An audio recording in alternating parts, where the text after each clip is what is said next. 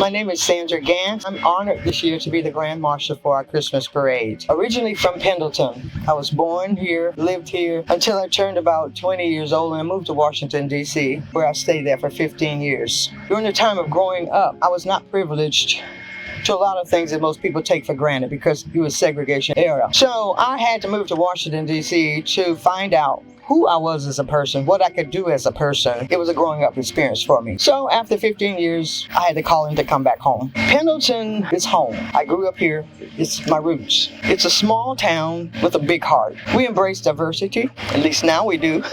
When I was growing up, we didn't. But now the town embraces diversity. Not only embrace it, but they accept it. Being the Grand Marshal for this year's parade, it's like the final chapter of being in federal government, even though I've been there for 26 years and I left 2 years ago. But it's like the grand finale. It feels like a big honor, as a matter of fact, because everybody's not chosen. I want to represent Pendleton well by being the Marshal, smiling, asking for candy, and all those things. My first involvement was when I was asked to be on the committee to elect the first mayor, female mayor. And when she won, she happened to live in the ward that I lived in. And she looked around, she said, "There's not a person going to be representing us." I said, "Yeah." And she said, "You need to do it." And I'm thinking, no. That's not on my checklist.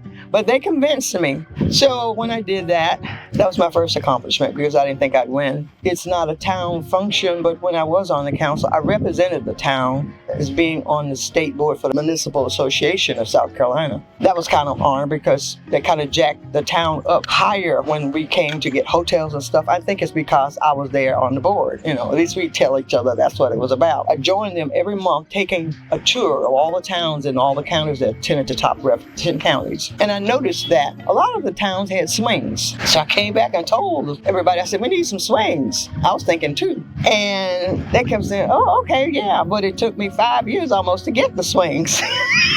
And then it was a battle to get the swings because people thought that I meant children's swings, And now it's my greatest accomplishment because it seems like people love it and I love to see people in them.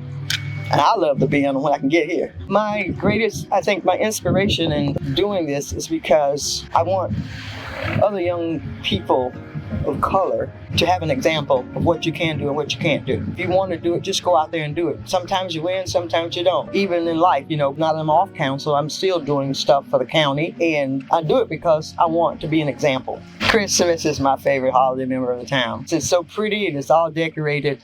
And the tree that we have is just wonderful. To see the tree lit, to see the town all lit up, to see the festivity that's going on, that's my favorite time of year. Well, my message to everybody is always love one another. And I want them to have peace and understanding. We all need that in order to survive in this world. So love each other, embrace each other.